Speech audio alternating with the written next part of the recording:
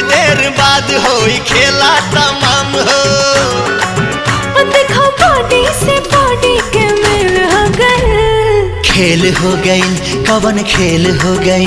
Double duty वाला खेली कैसे खेल, दादा रे माथा फेल हो गई। लागे जाता में पीसा जाई बकेल, दादा रे माथा फेल हो गई। आज हमारे राजा लड़ाला नजरिया, आके समझा तू दिल के भीतरिया। ए रानी मनवा में धीर तनी धारा, बात माना कुछ देर सबर तू करा। अरे दहिया से दहिया के मिल हो गए। खेल हो गई कवन खेल हो गई।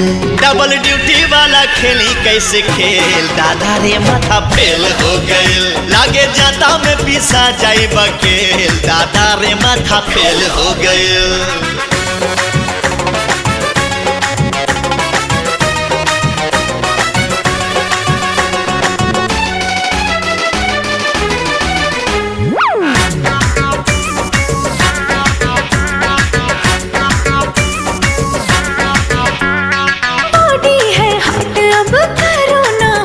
जी इंजन मोहब्बत का करो इसे स्टार्ट जी।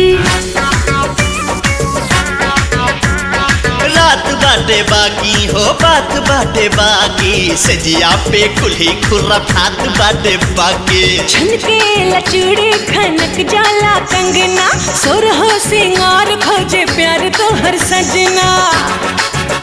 अरे भागला ऐसे जैसे जेल हो गए।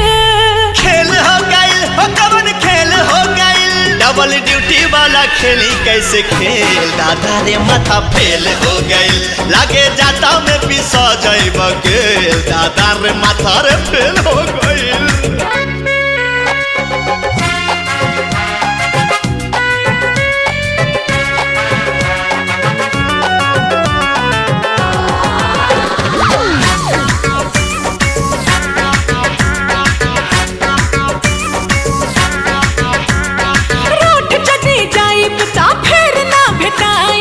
कितनो बोलई बाना कहिया में आईब।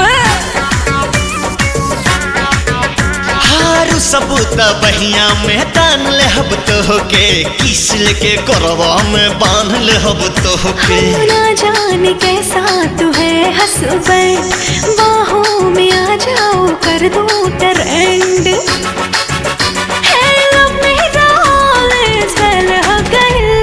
खेल हो गई कवन खेल हो गई। डबल ड्यूटी वाला खेली कैसे खेल, दादा रे माथा फेल हो गई। लागे जाता में पीसा जाई बकेल, दादा रे माथा फेल हो गई।